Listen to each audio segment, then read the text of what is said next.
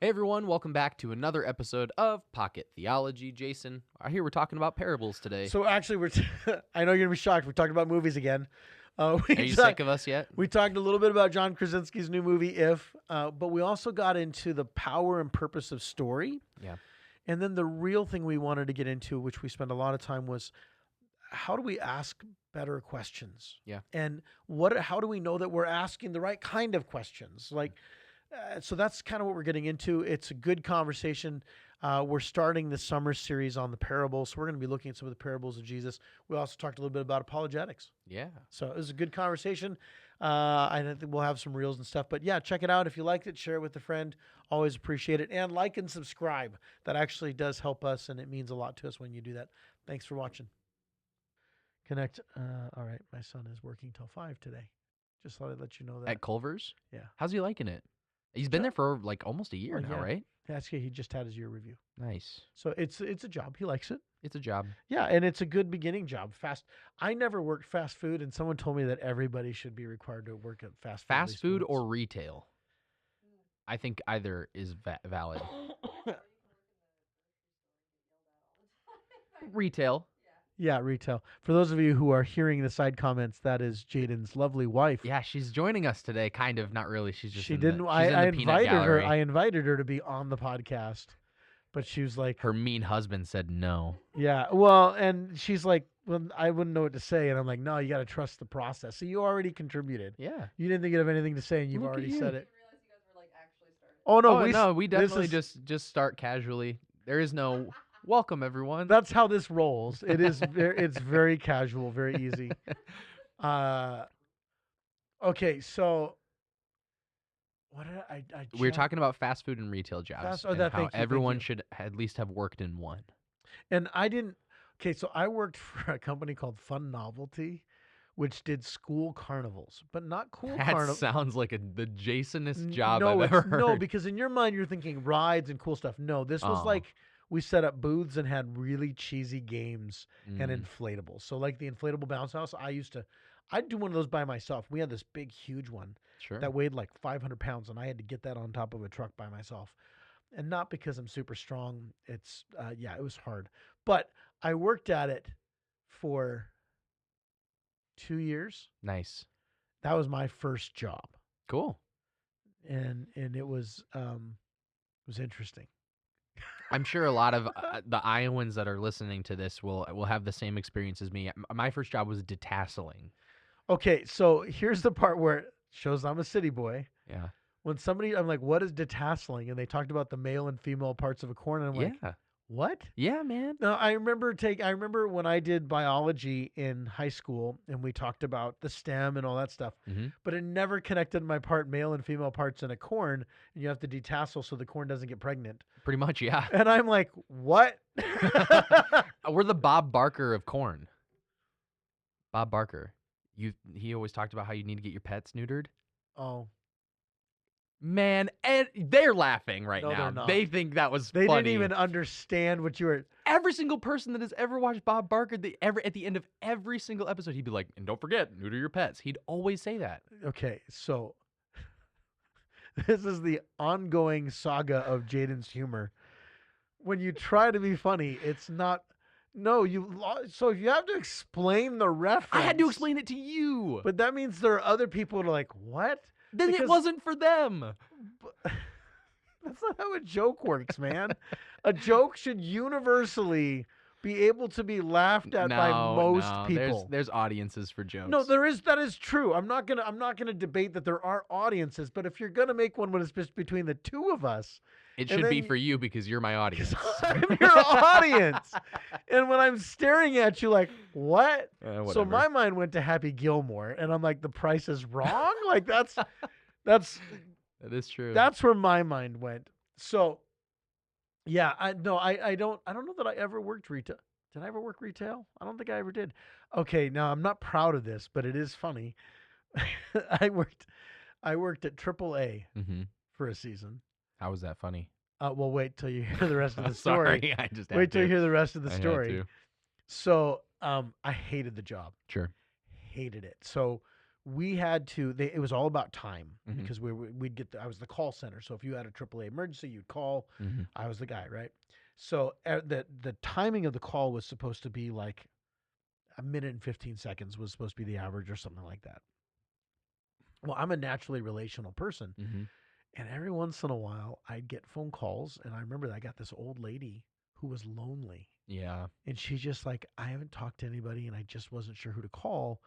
And my supervisor's like, you need to get off the phone. And she's talking about how lonely she is. And so now here's where this is where it gets interesting. So their policy was you had 7 days of sick time vacation a year. Mm-hmm. But this is how a day worked. A day could be up to 3 days long, counted as one sick day. Oh wow. Okay. So if you took a sick day and you only took one day, that counted as one day. If you took 3 days, that counted as one day. Sure. So you were kind of inefficient if you only took one. Yes. Well, I hated the job. I knew within weeks how much I hated the job. I took all 7 of my sick days in a row. So for 21 days, I Yeesh. didn't show up for work. And I come in and I'm getting ready to quit because I was looking for a new job, right? And I'm like 22 at the time, so I'm young, Mm-hmm. and I walk in and I'm like, "Hey, I just want to let you know I'm putting my resignation. I'm quitting." And she goes, "That's good because I was gonna fire you. You're the worst employee I've ever had." Wow. And I took 21 days off in a row, but I despised the job. It was so bad. Did you get paid for that 21 days? Yes. Wow. Well, Man. because all I didn't do anything wrong. That was my right. They Yeah. never said you couldn't take consecutive days. But I wasn't going out and partying. Like I You just literally, didn't want to work. well, I started looking for other jobs. Sure. And so, like, again, 22-year-old Jason, I wouldn't handle that now the same way. But I look back and I'm like, yeah, that was not. Actually, I think I was 21. The only story I have that's similar to that is I worked a factory job a few summers ago, and I used my built-in sick days just like as strategically. I was like, nah, I don't want to work today, and I would. Yeah, and unless they have a policy that says like you're required to have a doctor's note if you're sick or something like This that. was even easier. You would call into a number that was an automated robot, and you just had to tell them you were gone. Didn't have to explain myself at all. It was awesome. Okay, so I'm responsible. well, and then this was 27 years ago. Yeah, I think I was 19. I think I've almost 28 years ago. I've changed a little bit. Yeah. I've grown a little bit. Yeah. So how was your Memorial Day? Good. It was a good a good celebration. We went to the seawall and we went to the memorial service at the cemetery and just got to hear the band play. So cool that the kids do that. Got to hear a testimonial from a Marine who shared his story of why Memorial Day is important to him. Then after that, we kind of just took it easy and then hung out with you. Yeah, that was good. Yeah, it was really fun. We went and saw the movie If. Oh, sure. That's the new Yeah. one with Ryan Reynolds, yeah? Ryan Reynolds, John Krasinski, Oh, so cool. and I think it's the girl who played Judith from Walking Dead. I think is the main character, Mm. and Steve Carell's one of the voices. But it was an interesting movie, and it got me thinking. Okay, so Because it's imaginary friends, right? that's what F stands for, If, Imaginary yep. Friends. And it started off like straight up. Do you remember the movie Up? Yeah. Straight up like that. So like really, Really heartbreaking. sad, right at the Yeah. very beginning. And immediately as I'm sitting, I'm going, "This is not the movie I was expecting it to be." I felt like a Jedi. This is not the movie you wanted to see, right? It was very. He tried to hit every emotion. You could tell that that's what he was going for. The feels. It was provocative, Uh, evocative. I don't even know if no, it was just very emotional. Like you could tell he was trying to trigger emotions, and it was still a good movie. Because John Krasinski wrote it, right? Yeah. Okay. I thought it was going to be now, and this is getting. We're going to get into parables. We talk about movies so much. These We guys do. are like, these guys don't want to do a theology podcast. They want to do a movie. We want to do a movie podcast. Well, yeah, maybe we should just do that. That'd be fun. Yeah, theology in movies is a real thing. But it got me thinking about like. So the whole point of the movie is the role of imaginary friends. Mm. And I don't remember. Did you have an imaginary friend? No. Neither did I. Now, one of the things they say is that you forget you have imaginary friends And I'm like, did I have one and I just forgot? Like, no, truthfully, I wasn't Sure. joking. Like, did I actually have one? But once I outgrew it, maybe like before. And I'm like, but I've never met anybody who had an imaginary friend. Caitlin, did you have an imaginary friend? You did? Yeah, she did, huh? What was your imaginary friend's name? Kelly. Huh. And what did Kelly look like? She had blood red teeth and eyes. Oh my gosh. like, She's a like vampire? that glow in the dark. I think she was just like very similar to me. Had long blonde hair. But I was a very imaginative child. And so I mean I'm the oldest, so there were a space of years where my younger siblings weren't old enough to really play with, so I just kind of did stuff on my own. And you had an but you saw your imaginary friend. Oh yeah, we'd just go on adventures. But you saw your imaginary friend, like in you Yes. visually, picturally, you could see it. Obviously, you knew. That's wicked. Okay, so you're the first person I've ever met that actually. I was starting to think like maybe this is one of the things that we assume everybody has Sure. is an imaginary friend, but no one's ever had one. So you've now proven my first theory wrong. I didn't have an imaginary friend, but now if I think about it, whenever we were on long car drives, I would imagine a dude doing parkour down the road as we were driving if we were in town. Right? If we were Had like a name or No, but he was just like he was running alongside the car, like parkouring. But That wasn't an imaginary friend. It's just I imagined how cool it would be if someone was that wasn't an running. imaginary friend. That It's was like a just ninja. like an imaginary ninja. Imaginary ninja. Imaginary. Okay, so when I was only child, which Mhm. I guess if you're the youngest in your family, or if you did, or the oldest, if you didn't have siblings, Mm-hmm. uh, that'd be almost like being an only child. If your siblings are way younger than you are or Mhm. way older than you are, it's the equivalent of being an only child, right? So mine, I used to do accents. I loved doing voices and Nice. accents. And so every once in a while, because you and I will get into an accent off where Yeah. you'll start it or I'll start it, and then the other person picks it up. And my wife calls it the only child curse or only child syndrome. That's what it is, only child syndrome. Sure. And so because there's that, I couldn't tell stories, Mm. but I would use. That's how I would self-soothe using imaginary voices. I would entertain myself when I was Sure. bored doing voices. So the power of storytelling. Yeah. Of course. And that's what got me thinking about like I went in expecting one thing and it was still good, Mm-hmm. but I thought it was going to be way more lighthearted. Mm. And John Krasinski clearly was trying to tell a story. And I mean, we could do a whole movie review on it. There were parts of it that I was like, you didn't really explain very well how we got here, but you figured out the premise of the movie pretty quickly. Sure. So we've been talking at church about parables, the stories Yeah. that Stories Jesus that tells, Jesus told. right? Yep. And I think most of Jesus's teachings have parables. Mm-hmm. Most of them. Most of the way Jesus taught was through storytelling. Yeah.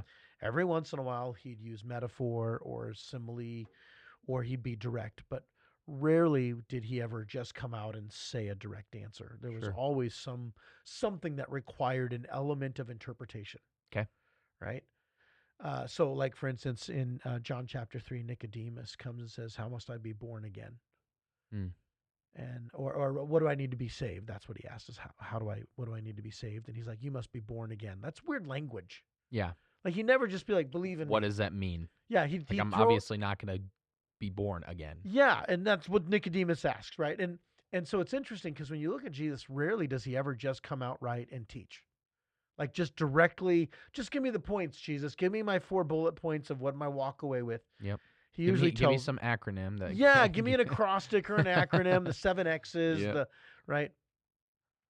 And it's interesting because when you read Jesus, this is also part of the reason why Jesus is confusing, but I also think why he's so provocative and evocative.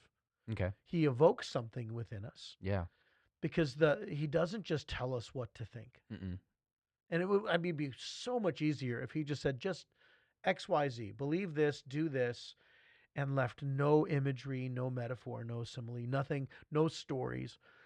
Excuse me. And one of the things we talked about was the reason why Jesus rarely answered questions directly is he wants us to be curious. Mm. That's what questions do. That's what story does. there's an element where he's actually saying, I'm not just going to tell you the answer. I want you to wrestle with this. Sure. I want you to figure out because I was thinking about this several years ago. I had somebody's like, Jason, why do you say the same thing 5 different ways? Just tell me the answer. Just tell me the right thing. And my response was, and my wife has said this. She's like, you'll teach something, and then you'll teach it a different way, and then you'll teach it a different way. She's like, I got it the first time. I'm like, maybe you did, Yeah. but it didn't connect. The way I said it didn't connect, or it didn't evoke. And some people, I think they'd be frustrated with Jesus because a lot of Christians, what they want is just be direct. Give me the answer. Yep. Don't make me think. Yeah. I had one pastor who said that to me once. Jason, people don't want to think; they just want to know what to believe. Hmm. And there's an element. I get that, Yeah. right? But is that how Jesus taught? Is that what we're supposed to do?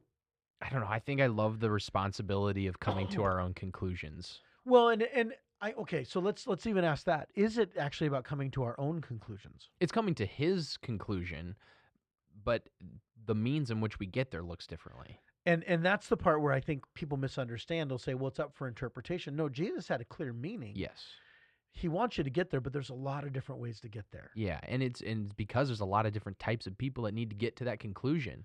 There are some people where it's effective to just hand them the answer. There are Yes. some people that are going to view that like a science book and be like, ugh, boring. Well, and if we're not careful, what we'll move into, and this is what happens, I see a lot in churches, is it's a form of spiritual lethargy. Lethargy. So, and I don't want to call it laziness, Okay. but they Oh, just, lethargy. yeah, lethargy. Okay. Sorry. Pronunciations. Oh, Just, the potato Yeah, kind of thing. yep. Okay. So I think for some people, they want the pastor chew it for me so that I can digest it. oh, sure. And the problem is that's not how Jesus taught. And the problem is you baby everyone. And we're not actually encouraging people to be thoughtful, to wrestle, to have a holy curiosity. Now, at the same point, we also have to be clear that not every opinion is equal Mm-hmm. and not every interpretation is equal. Yep. And not every interpretation is right. Some people want to go. I just had this conversation with a young man that I've been kind of speaking into, who's not a Christian. Mm. And he said, I think the Bible, like all holy books, it's up to everybody's interpretation. Mm. Now he's like, now in fairness, I've never actually read the Bible. Oh, okay. Right. And I appreciated his honesty. Yeah, And I yeah, said, yeah. well, I said, I get what you mean. But I said, if you ever want to actually have a conversation with somebody who's dedicated their life to understanding this book, I don't think it's up to your interpretation. Mm. I think there are interpretive things that we bring to it. Yes. So here's why I think it's interesting. We looked at the movie If, like John Krasinski clearly had something he was trying to convey. He had Yep. an intention, Yes, he did. as does every storyteller. Correct. Storytelling is not like painting, where you'll have an abstract artist and you'll say, "Well, what does this mean?" And the person will go, "What does it mean to you?" Mm-hmm. Because that's what art is. Art is and meant to be mostly subjective, unless it's straightforward art, right? Mm-hmm. If I paint a vase, you're Yeah, going to go, "That's a vase." But some art is meant to make you go, whatever you think it means. and it oftentimes fits into like categories. Yes. And storytelling can be similar, Yep. right? But most stories, the author has an intention. That's why they're telling the story. Yep. And this is the problem of words for those who believe that words don't matter. Mm. So in the postmodern movement that happened in the early 2000s, postmodernism has been around way longer than since the 2000s, but the church really started wrestling with postmodern late 90s into the mid 2000s. And I remember one of my classes, the teacher, the postmodern says words don't have any meaning. Is that kind of the definition of postmodern, just for those who aren't as familiar? Or? Postmodernism is hard to define in Sure, that sense, okay. but that's one of the things of postmodernism. Sure. It's deconstructing things to where words are meaning based upon the interpreter of the word. Okay. And my professor said it best. Someone said, well, words don't have any actual meaning. They mean what you want them to mean. And he said, are you sure about that? Mm-hmm. And he goes, yes. And he goes, well, then how would I understand what you mean by when you say words have no meaning? Exactly. Because the only way I can know that you think words have no meaning is your words have meaning, Yeah. right? And so one of the dangers with the stories of Jesus is we'll overlay our meaning instead of his. Sure. Now, this goes back to the question conversation when I said that and I talked about this on Sunday, is the parables have a meaning. Mhm. So it's not up in the air whatever you want the parables to mean, Nope. but the parables are meant to evoke questions as Yeah. well. Yeah. So Jesus has a point in his parable, and you may not always get it, and sometimes he interprets it and tells us, here's what the parable means. But that doesn't mean that there aren't other questions on top of the meaning. So I can know, for instance, we talked about the parable of the sower. Mhm. That's what we talked about on Sunday. And you have the four seeds or the four soils. And then you have the farmer who spreads to each of the soils, right? Yeah. And Jesus says, no, clearly there was a meaning of the parable. It's not metaphor. It's not a simile. It's Mhm. not an allegory in Mhm. that sense, but it is meant to convey a spiritual truth. Yeah, and that's part of the reason why, like, I feel like some people, when you said earlier, they'd ask, well, why didn't Jesus just give straightforward answers, or why didn't this? The reason why I love stories or these parables or things like that is, you're right, there is an intention. There's an X marks the spot, right? Yeah. But what happens is a good story entices you to find that, Yes. right? It should inspire you. It should make you want to ask those things. In fact, I can't think of all the times that there's a movie that ends kind of ambiguously or whatever, Yeah. where there's people constructing and interpreting the movie far more deeply than they would have if it would have just said, Yes. and they all lived happily ever after, right? This is also why I don't understand highbrow comedy. Okay, sure. Like whenever a comedy gets an Oscar nod, Yeah. I'll watch it and I'm like, there was nothing funny in about there. that movie. Because I don't think it's actually comedy in the sense that I appreciate. Like Dumb and Dumber. That was a great comedy. I don't want to have to interpret comedy, Sure. right? Because the minute I now have to dissect comedy to understand So you're Mr. Bob Barker. So you're saying, shut up. See, Shut that was funny. Shut up. That was funny.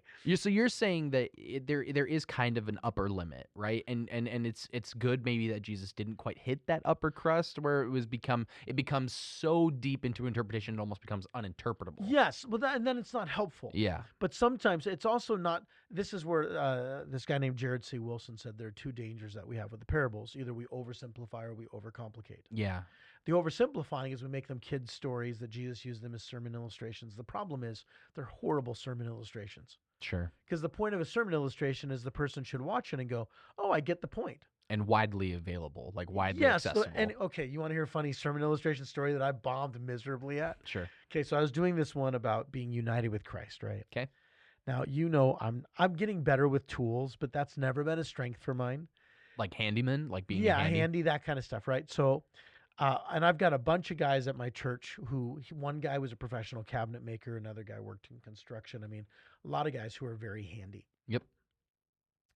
So, and I saw this from another pastor several years before, and I'm like, I'm going to remember that illustration. So I was talking about being united with Christ, and Romans chapter 8 says nothing will separate us from the love of God, which is in Christ Jesus, right?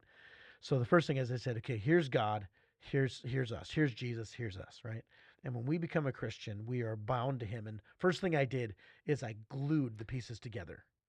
You had pieces of wood? Two pieces of two by fours. I didn't hear that part. I thought you did your hands. No. No, I had two by fours. I probably didn't say wood. So I had two by fours, right? Yeah. And I go, so now we're united with Christ. And I glue it. And I go, but it's so much more than that. And then I duct tape it. I put the gray tape. What is that? Electrical tape? Yeah, that duct tape or whatever. Whatever that tape is. And I keep on going. Nothing's going to separate us. And then I go to really, like, I'm going to finish this off well. And I get these 8-inch screws, wood screws, and I go to put it in, and I can't get the screw in because I don't know how to work a screwdriver well. And I'm sitting here and trying to do it, and all of a sudden the wood starts going, and all these guys are dying laughing at me where I'm trying to have this serious moment that nothing will separate us from Christ. And I can't get the screw to lock to get it. Now, I can do that now because I've learned how to do it. But I didn't know how to do it. And literally, everybody's dying. They knew exactly what the sermon illustration was. Yep. I executed it really poorly. Yeah. And so one of the guys goes, do you need me to do that for you, Jason?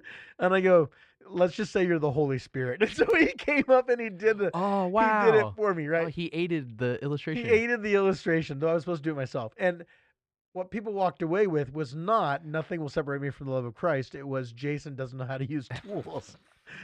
Okay, so here's the problem with the parables as sermon illustrations. Yeah. That's not what Jesus intended it to be. He wasn't trying to convey a point by using a metaphor or symbolism to help you go, oh, this is the deeper truth about a theology around God. they're, if they were, then they're really bad because most of the time people didn't understand, even though Isaiah said they have eyes but do not see, have ears but do not hear. They're also not allegory. They're not meant to convey virtues or things like this in the sense of traditional allegory or fable. Mm-hmm. Aesop's fable are meant to teach us morals. They're not moral stories. Mm-hmm. Jesus tells parables because he's trying to he's telling a story because he wants us to see God differently, ourselves differently, others differently, the world differently. And when you undercomplicate it, when you make it too simple, you make it a Sunday school story, it actually loses the challenge. Yeah. And then on the flip side, you'll have individuals who do you know what the Bible code is? The Bible Have code. you ever heard of the Bible code? Yeah, it's like when people try to put together a whole bunch of different numbers and try to determine like the end times and Yes. stuff, And not just end times, but but just yes. certain things. Yeah, there are hidden messages. Okay, so the Bible code was really popular. Yeah, there's like a whole book on it. Yeah, and they put this thing through a database algorithm that assigned number. Now this is a real thing. In Hebrew, letters have a number A associated. number Okay, associated. that's yeah. a real thing. Yes. But it's conveyed. It's a little bit differently. It's rooted in numerology. Yeah. Not numerology in the New Age, but just having assigned value and spiritual value to numbers. Correct. So this Or book, even like superstition, like 13 is yeah, bad there's luck or whatever. no, they have spiritual significance. Yeah. 144,000, Yep. 12 tribes, 7 times. Sure. Yeah, right. Okay. So when the Bible code came out, the reason why people did it is they thought for sure this book must have hidden things in it because it's God's word. Yeah. And God has secret things, but only those who have the secret knowledge can unlock. Sure. And here's the first problem with that. I'm going to get to why this goes to parables. First problem with that is this is already a difficult enough book to read. To now put in hidden layers where he's going to foretell the future, and they actually put together this algorithm that if you put the Bible text in there, it would do it. So someone put like Tom Sawyer through it, and they found Saddam Hussein name. It was something silly like that. And they're like, oh, so apparently, what's his name? Mark Twain. Yeah. Mark Twain also has a Bible code. No, it's that you can, if I put enough things in, eventually I'm going to get some meanings that we'll interpret Yeah. data to, right? Well, here's what happens with some people with the parables and teachings of Jesus. Mm-hmm.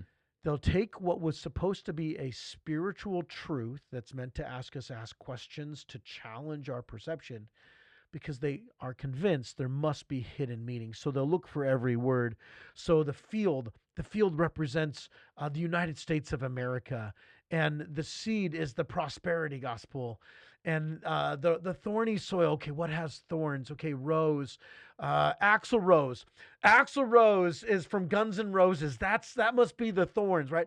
And they're doing it all in an attempt to sound spiritual. Yeah, they just sound cuckoo. That's right. And that's the problem.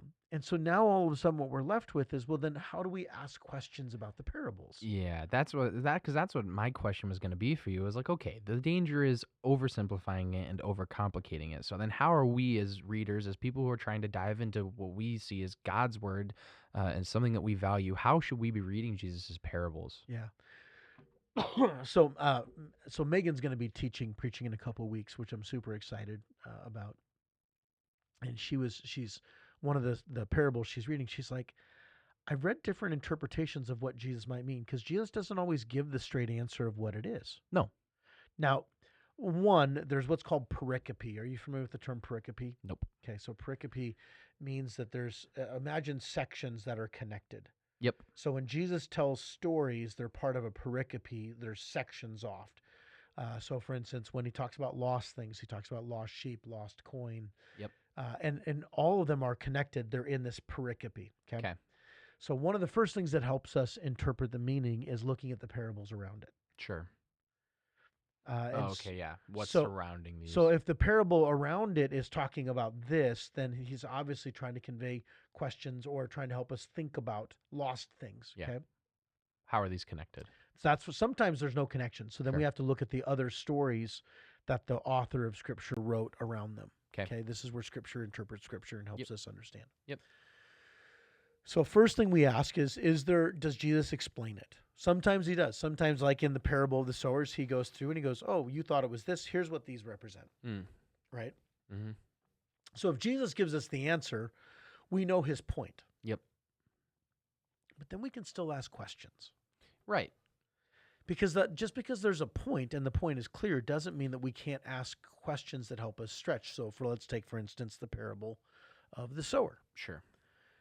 The farmer, most likely we would say, represents God or Jesus or whoever's spreading the gospel, right? Okay. And I love Joshua Ryan Butler. I talked about this on Sunday. Is he says, what if the parable of the sower is not so much about the field, the soil, but about the farmer who spreads the gospel? 3 out of the 4 places the seed landed were not productive. Some couldn't bear fruit at all, couldn't even take root, and yet he still spread seed. Yeah. And so that asks the question, why is God so generous? Yeah.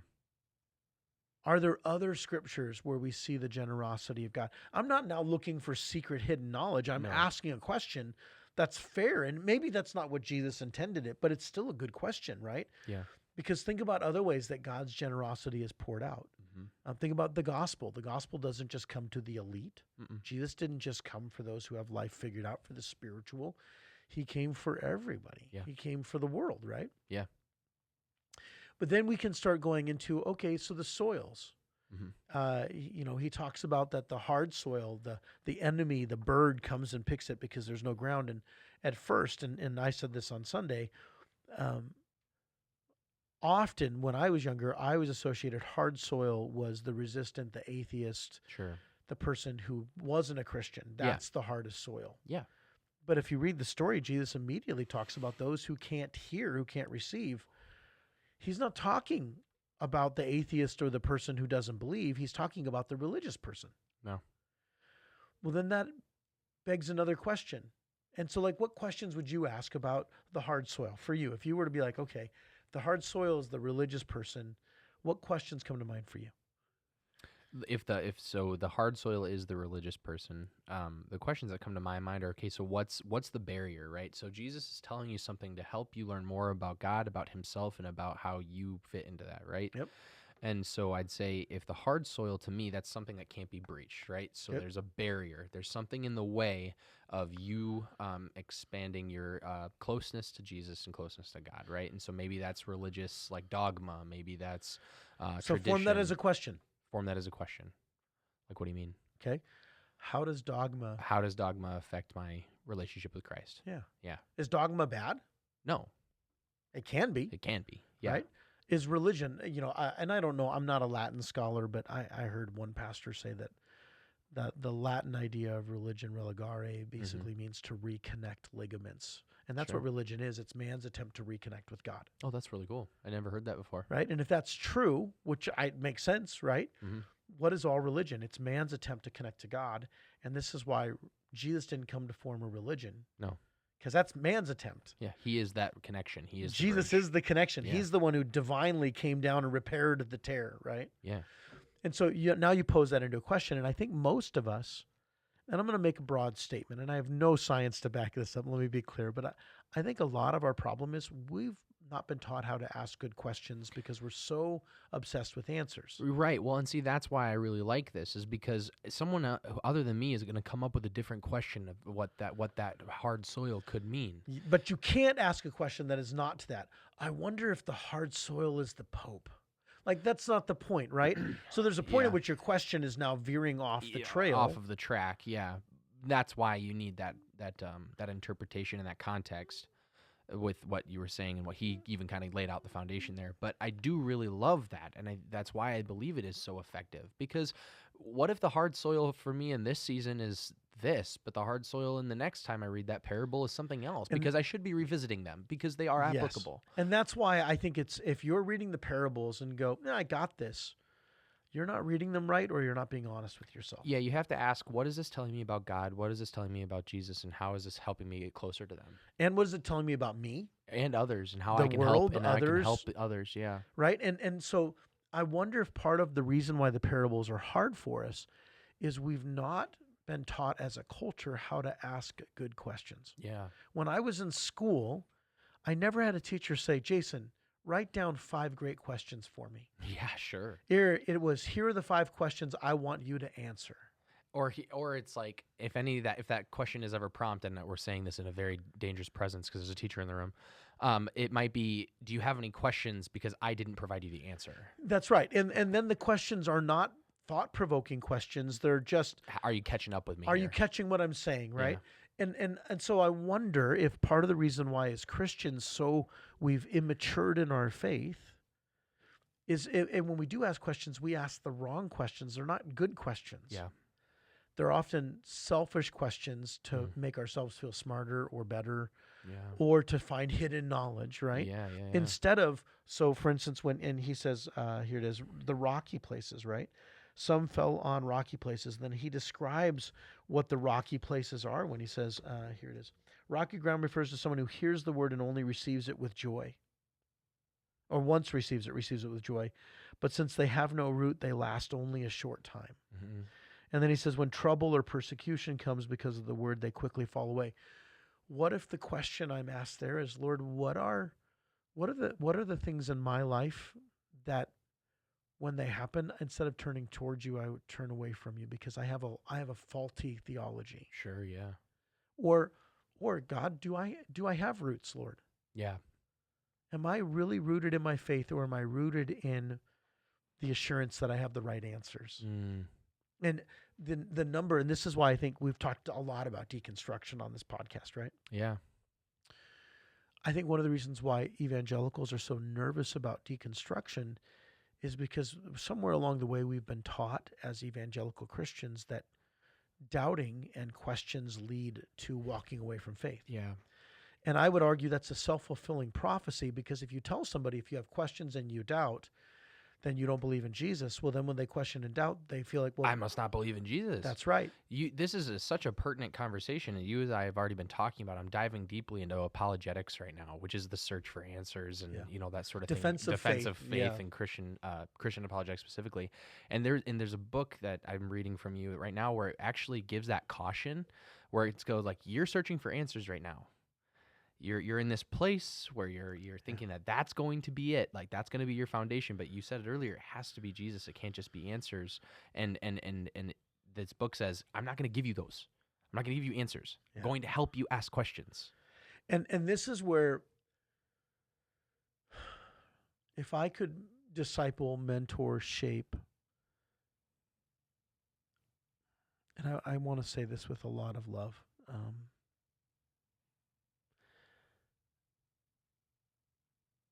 The pastors I had never taught me how to ask good questions. They taught me to, here's the answers to this. And there's a whole, it's called systematic theology. Yeah. Right? Systematic theology, for those who are familiar with it, it is, well, what do we believe about God's sovereignty? Here are all the scriptures that tell us about God's sovereignty. Yep. Right? Instead of, why do we think God is sovereign? And why do we need a sovereign God? Yeah. It's a very different question. Very different question. Why do we need a sovereign God? Instead of assuming the Bible, well, here's where it proves us that God is sovereign, because I have these Bible verses. But for the person who's not a Christian, or for the person who just got diagnosed with cancer, and I'm reading through Exodus right now, and God tells Moses, he says, hey, I want you to go to Pharaoh. Oh, here, I'll tell you. This is what I wrote down this morning. One thing is, you're flipping there. I love the idea of getting into those questions more, because if you just had a checklist that said God is this, God is this, God is this, to me, knowing the why, like God is sovereign. Here's where it says He's sovereign here. But then if you ask that question, why is God sovereign?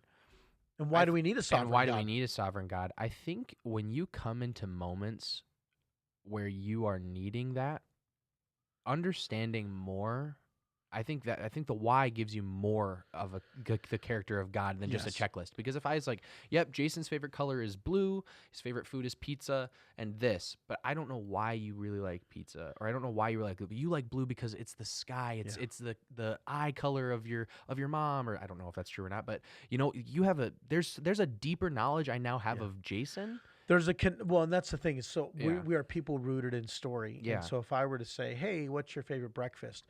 you don't just have a favorite breakfast because of its taste. You Yeah. probably have a favorite breakfast that's associated with Yeah. an Oh, I event. ate it every day as a kid. You know. Or like, you know what? know? When this happened, this Yeah. was my comfort food. I just feel like it tells us more about God than just some check it list. And there's a place for characteristics. systematic theology. Yeah. Let's be clear. There Yeah. is a place where systematic theology is helpful, especially when you're first growing. Well, I was in going your to say faith. you need a foundation. Yeah.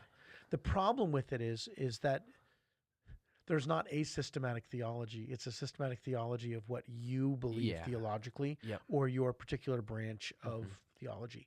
So Lutheran systematic theology is going to be different than Assemblies Oh, of of God course. systematic Yeah. theology. Right? Yeah. Okay, so check this out. This is what I read this morning, and it's a great. It really hit me as I was reading it. Okay, so God tells Moses, he calls Moses, does the whole burning bush thing, right? Yeah. And he says, hey, I'm going to send you to Pharaoh. And first, I'm going to send you to the Israelites and tell them that they're supposed to go out into the wilderness and worship me, and I'm going to deliver them. And this is what hit me as I read. This is Exodus chapter 4. Moses answered, what if they do not believe me or listen to me and say the Lord did not appear to you? Now he's talking about the Israelites. Mm-hmm. Then the Lord said to him, what is that in your hand? He's holding a staff. Staff. Yeah. Okay, now check this out. This is what I wrote. I love the what if question if it leads to evocative thinking or provocative thinking. Yeah. But how often do we run into the what if dilemma? What if this doesn't work the way I thought it should? What if I can't? What if this goes wrong? What if I fail? That's the wrong kind of what if. Yeah. And that's the wrong question. And so what is God asks him another question. What's in your hand? Like a staff. A staff. And then he says, throw the staff on the ground. And this is what hits me. And he actually says, he goes, a staff. Yeah. He's not like, a staff. That's why I'm going to Yeah. be great. No, he's Yeah. like, okay, there's a staff in my God, hand. what's the point here? And here's what, imagine if the parables are us saying, Jesus, what if I'm not saved? And he says, no, what is? Yeah. Oh. What is the truth about God? What is the truth about, and then it's outside of us. Yeah. I'm not the one who determines the what No. is. Yeah. Right? And so he says a staff, and then check this out. The Lord said, throw it on the ground. Moses threw it on the ground and it became a snake and he ran from it. Okay, now I'm gonna this is not a parable, okay? This is a story. Nope, this is so what I think we're happened. allowed to ask I think we're okay to interpret or put ourselves in the story. Sure. Because it's not a parable. It's an No, actual this is what occurred. Yep. It's what occurred, okay? Here's what I was thinking about, and this is where parables are different than when we're reading scripture. Right. Some people want to read all of scriptures as if it's a parable. That's a problem. Yes. Yeah. Because the parables are meant to challenge your perspective. It's Jesus giving a particular story to make a point. But if I read the sign of Moses, chapter 4, as if a parable, I, one, don't think it actually happened. Right. 2, I over-spiritualize it. Sure. But 3, I might ask the wrong questions. Yeah. Huh. Okay, so check this out.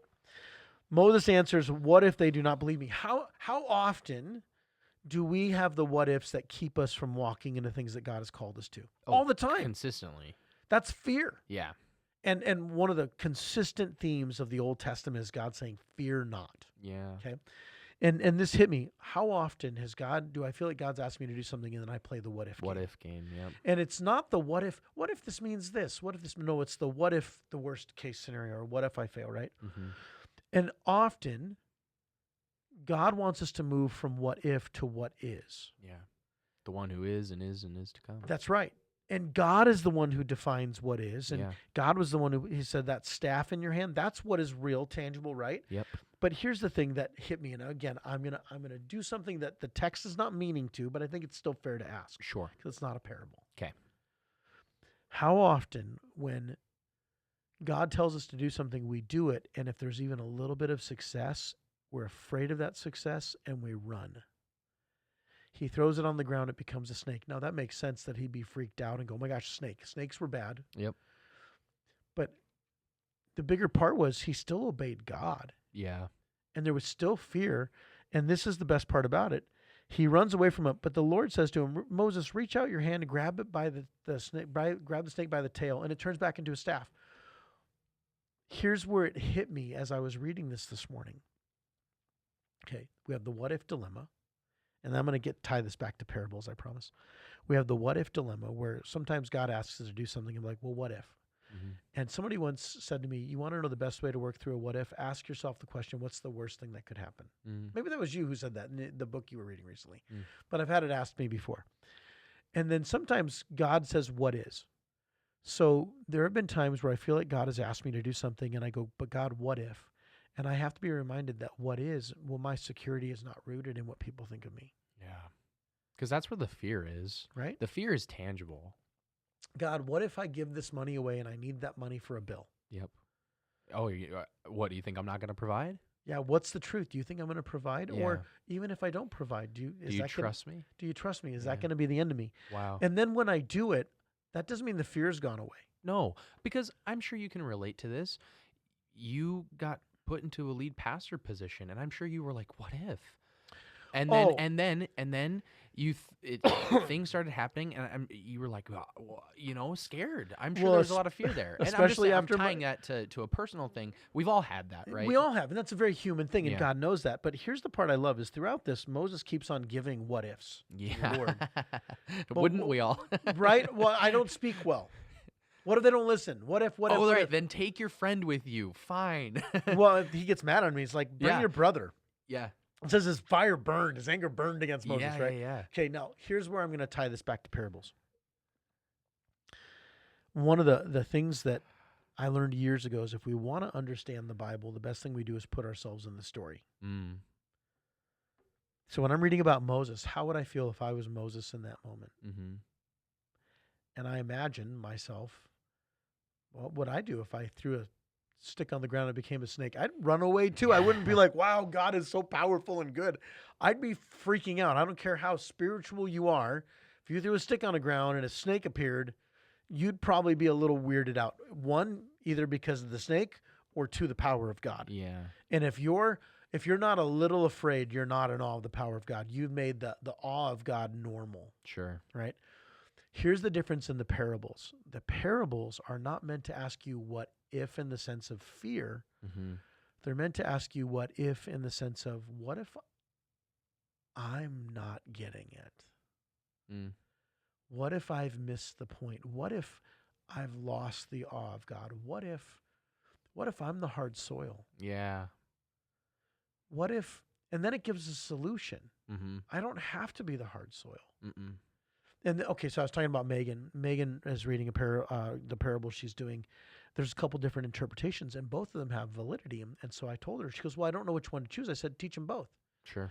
Because I think sometimes the parables hit differently depending on where you are. So a non-Christian or someone seeking might hear the parable one way and the truth is still there. Yep. Whereas the believer might read it one way and the truth is still there, Yeah. but it's still the truth. It's still the point Jesus is trying to make. Yeah. So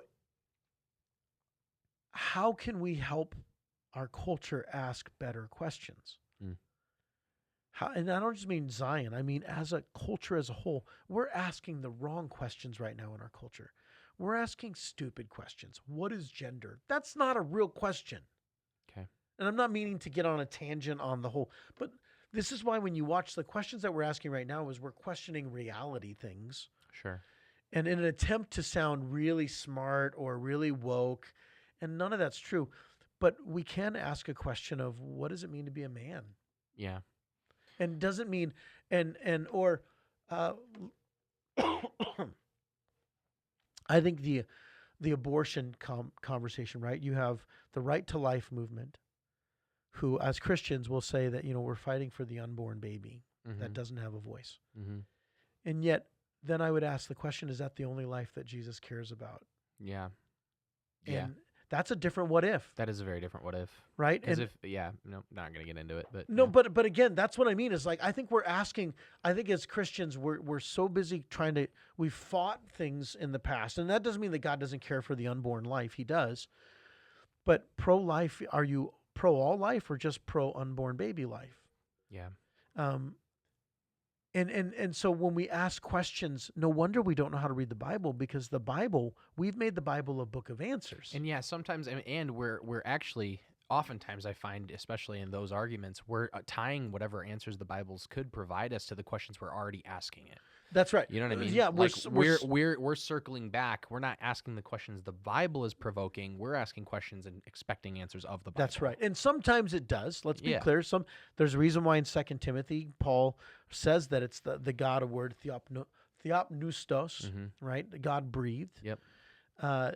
It is correctful for teaching, rebuking, and training in righteousness that the man or woman of God might be thoroughly equipped for every good work, right? Yeah. So sometimes it does give us very clear answers. But just because there's an answer doesn't mean there aren't more questions to ask. Yeah. And I think that's where that's why I like that we've become spiritually lethargic. Mm. I don't think it's apathy. I think Christians really do care. They want the answer, but then they're not taking it the next step. And I think that's the difference between an immature Christian and a mature Christian. A mature Christian isn't someone with all the answers. The mature Christian is the person who hears the answer and then asks the questions on top of it that leads to life transformation and change. Yeah. And that's the goal.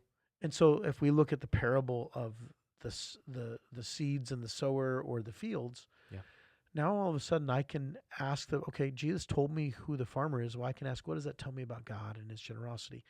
I can then ask, well, okay, which soil am I? Yeah. Not what soil are you?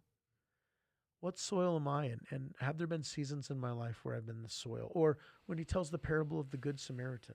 Yeah. Right?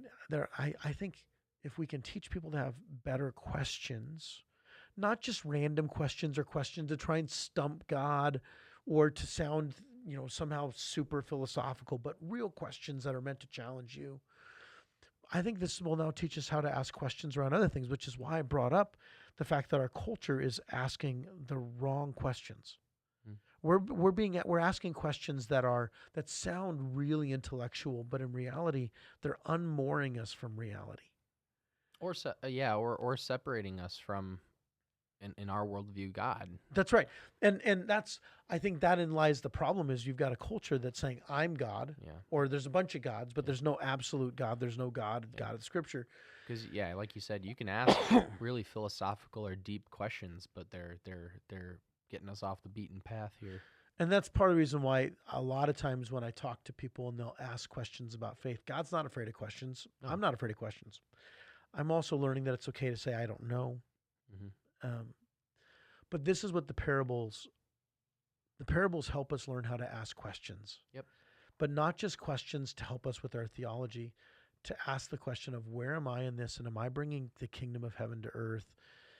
Who am I in this? Who is my neighbor? How does this help me understand myself, the world, Jesus? Cool. All that better. Man, this has been a fun conversation. Caitlin, I wish you'd been a part of the conversation. We heard you you'll hear her so that I think she's going to be on next week's podcast, which will be great. Well, now you've said it, so now she has to. Now she has to. All right. Hey, man, thanks. This is always fun, brother. Yeah.